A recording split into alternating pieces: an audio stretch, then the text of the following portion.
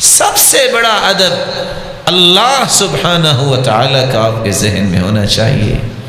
جب بھی اللہ سبحانہ و تعالیٰ کا نام آئے تو اللہ سبحانہ و تعالیٰ کی تعریفی کلمات ساتھ بولا کریں، لکھا کریں۔ آج 2 سے 4 سال پڑھنے والا شخص اپنا نام پوری لائن پہ پوری سطر لمبی جو ہوتی ہے اس کو بھر دیتا ہے کہ میں نے MA کیا ہے، میں نے BA کیا ہے، اور جب اللہ سبحانہ و تعالیٰ کا نام آئے تو وہاں پھر کیا کرتا ہے؟ جیم اور لام ڈال دیتا ہے۔ وقت نہیں ہے، بخل نہ کرو۔ اللہ جل شأنہ، جلت قدرتہ، جلت عظمتہ، اللہ سبحانہ و تعالی اس مالک الملک کے نام کے ساتھ اس کے تعریفی کلمات بولیے۔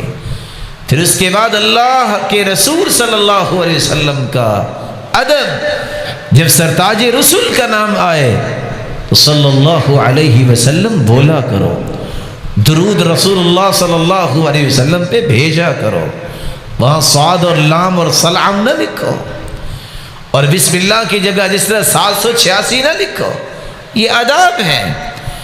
رسول اللہ صلی اللہ علیہ وسلم پر درود پڑھنے والا کتنا خوش نصیب ہے۔ 1 مرتبہ درود پڑھنے والا 10 نیکیاں، 10 گناہ معاف، 10 درجے بلند، 70 مرتبہ اللہ رب العزت اس پہ رحمتوں کا نزول فرماتے ہیں۔ وصلی اللہ علیہ وملائکۃ 70 صلاۃ، اور اللہ کے نورانی فرشتے 70 مرتبہ کھربوں کی تعداد میں فرشتے اس کی بخشش کی دعا کرتے ہیں۔ اور 6واں اور 7واں انعام، جس صحابی نے کہا تھا کہ میں اگر درود ہی پڑھتا رہوں تو آپ نے فرمایا اذن تکفی ہمک ویغفر لک ذنبک، تم اگر درود ہی پڑھتے رہو تو اللہ رب العزت تیرے سارے گناہوں کو معاف کر دیں گے اور تیرے سارے غموں کو بھی ختم کر دیں گے۔ صحابی یہ رسول صلی اللہ علیہ وسلم کا نام آئے، را اور ضاد نہ ڈالیں، رضی اللہ عنہ۔ یہ وہ ہستیاں ہیں جن ہستیوں کے بارے میں صحابی خود کہتے ہیں لموقف احدہم الساعۃ مع رسول اللہ صلی اللہ علیہ وسلم خیر من الدنیا وما فیہا۔ لوگوں، ایک گھڑی جو ایک صحابی نے اللہ کے پیغمبر کے ساتھ گزاری ہے، پوری دنیا کو بیچ دیا جائے تو اس کی قیمت ادا نہیں ہو سکتی۔ جب کسی صحابی کا نام آئے رضی اللہ عنہ، رضی اللہ عنہ وارضاہ، یہ وہ ہستیاں ہیں جن کو اللہ رب العزت نے فرمایا اولئک هم المفلحون، یہی لوگ تو کامیاب ہیں۔ اولئک هم الراشدون، رشد و ہدایت تو دی اس کو، ان لوگوں کو ہے۔ اولئک حزب اللہ، یہی تو اللہ کے حزب ہے، اللہ کا گروہ ہے۔ رضی اللہ عنہم ورضوا عنہ، اللہ ان سے راضی ہو گئے، یہ اللہ سے راضی ہو گئے۔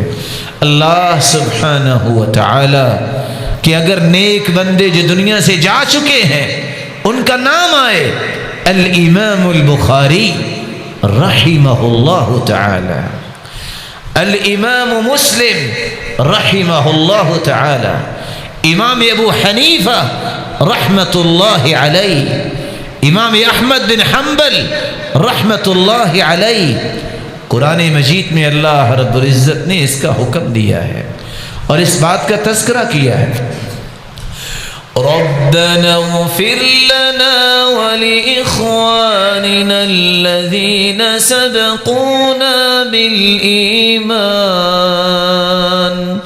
ولا تجعل في قلوبنا غلا للذين آمنوا ربنا إنك رؤوف رحيم۔ آج میرا ایمان اور میرا اسلام تو اتنا قیمتی نہیں جتنا ان لوگوں کا تھا۔